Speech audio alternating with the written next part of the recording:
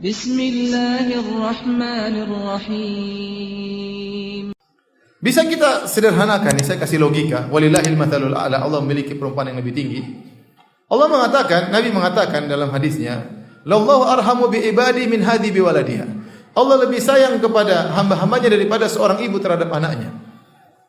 Ini Nabi ucapkan tatkala ada seorang wanita kehilangan anaknya, maka dia pun menangis-nangis mencari anaknya. Setelah lama dia cari anaknya, akhirnya dia ketemu anaknya. Kita bisa bayangkan bagaimana hati seorang ibu. Rasa cinta yang paling tinggi di alam semesta ini adalah cinta seorang ibu terhadap anaknya. Terlebih lagi, Nabi gambarkan dalam kondisi yang sangat cinta itu luar biasa. Tatkala dia kehilangan anaknya, buah hatinya hilang. Maka dia cari sana sini, anaknya masih kecil. Dia cari kanan kiri nggak dapat. Tatkala dia cari, akhirnya dia dapat. Begitu dia dapat anaknya, maka dia segera peluk, maka dia pun segera mungkin menyusui anaknya. Artinya dia lampiaskan kegembiraannya. Dia alirkan kegembiraannya, kebahagiaannya kepada anaknya tersebut, kasih sayangnya.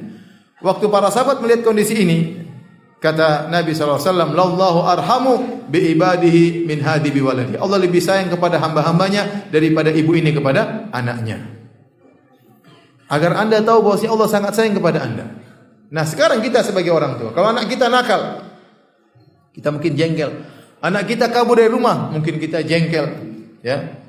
Tapi waktu anak kita kembali minta ampun kepada kita, minta maaf kepada kita sayang atau tidak? Kita sayang. Anak kita mungkin nakal sebulan enggak pernah, beritanya buruk terus, keluar dari rumah, lari dari rumah. Setelah sebulan kemudian dia balik minta ampun, menangis di hadapan kita. Kira-kira kita sayang atau tidak? Kita sangat sayang. Kita sangat sayang.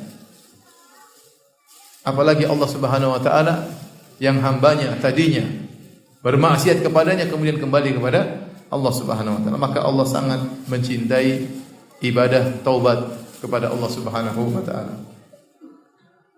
Saking cintanya Allah kepada orang yang bertobat, sampai para ulama khilaf, mana yang lebih utama, apakah orang yang terus dalam ketaatan atau orang yang bermaksiat kemudian bertobat. Saya kasih gambaran, ada dua orang, si A dan si B. Mereka bersahabat. Yang satu selalu taat kepada Allah, yang satunya taat kepada Allah kemudian menyimpang, bermaksiat, melakukan kemaksiatan. Yang satu berjalan terus menuju ridha Allah Subhanahu wa taala, yang satunya terhenti. Dia sibuk dengan kemaksiatan, bahkan dia mundur sibuk dengan kemaksiatan. Setelah sekian lama, mungkin beberapa selang waktu, dia sadar kemudian dia kembali lagi untuk melanjutkan perjalanan menuju Allah. Dia taubat kepada Allah. Pertanyaannya, mana lebih afdal, si A atau si B? Kata saya mantu, mana yang lebih afdal, si A atau si B? Ngerti pertanyaannya enggak? Ada si A, ada si B. Kawan nih, sama-sama dari Klaten ya.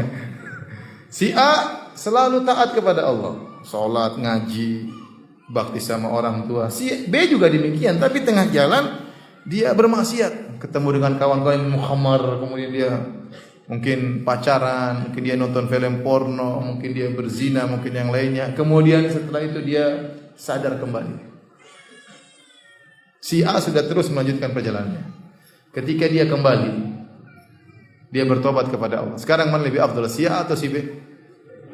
Hah? Yang bilang A angkat tangan. Yang bilang B, jangan-jangan tukang maksiat.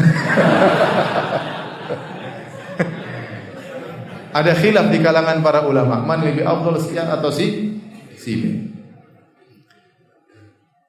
Dan Syekhul Islam Taimiyah mengatakan, ya, yang mengatakan si A lebih afdal karena si A jalan terus, si B sudah ketinggalan. Yang mengatakan si B lebih afdal, mereka mengatakan karena si B ketika dia bertobat, dia melakukan ibadah-ibadah yang tidak pernah dilakukan oleh si A. Si A tidak pernah merasakan bagaimana hancurnya hati si B, bagaimana nangis di hadapan Allah, bagaimana mengaku kehinaan di hadapan Allah, tidak pernah dilakukan oleh si A. Yang bisa melakukan cuma apa? Si B yang pernah tenggelam dalam lautan kemaksiatan. Ibadah taubat ini membuat dia loncat ke depan dengan cepat. Sehingga sebenarnya mengatakan yang lebih afdal si B. Tapi jangan dia belok lagi kurus mati. Artinya dia kembali kemudian dia benar-benar bertobat kepada Allah. Syekhul Islam Ibnu Taimiyah, ini disebutkan oleh Ibnu Qayyim dalam kitabnya Madarijus Salikin, mengambil jalan tengah. Kata Syekhul Islam Ibnu Taimiyah rahimahullah taala, Dilihat bagaimana kondisi si B setelah dia bertobat. Ada orang setelah bertobat imannya turun. Ada orang setelah bertobat imannya semakin naik. Contoh, dia tadinya taat kepada Allah, kemudian dia bermaksiat. Setelah dia kembali ternyata tobatnya masih kurang. Masih ada sisa-sisa maksiat yang dia masih banyak maksiat, masih nostalgia, masih mikir pacarnya ya. Masih nyari-nyari pacarnya di mana? Di Facebook dan yang lainnya. Ini berarti dia sudah bertobat tapi tobatnya belum benar. Sehingga kondisi dia menurun. Karena apa? Karena maksiat itu asalnya tidak mudah untuk hilang dari hati. Makanya Nabi SAW mengatakan orang yang minum khamar 40 hari sholatnya tidak diterima. Kenapa? Karena candunya masih ada sisa asarnya di hatinya. Ya, tidak gampang. Seorang yang bertobat dari berzina tidak gampang dia benar-benar bertobat nasuha. Ya, terkadang masih ada bayangan-bayangan masa lalunya. Ya, tapi seandainya kalau dia bertobat dengan tobat yang menjadikan dia lebih baik, maka dia pun menjadi lebih baik ya daripada dia sebelum apa? Bertobat. Ini kata Syekh Islam Ibnu Taimiyah rahimahullah. Contohnya seperti ya para sahabat yang pernah bermaksiat kemudian bertobat maka kedudukan mereka semakin mulia. Contohnya seperti para anbiya yang pernah salah kemudian mereka bertobat maka kedudukan mereka lebih mulia dari sebelum mereka berdosa. Setelah mereka berdosa dan bertobat kedudukan mereka lebih mulia.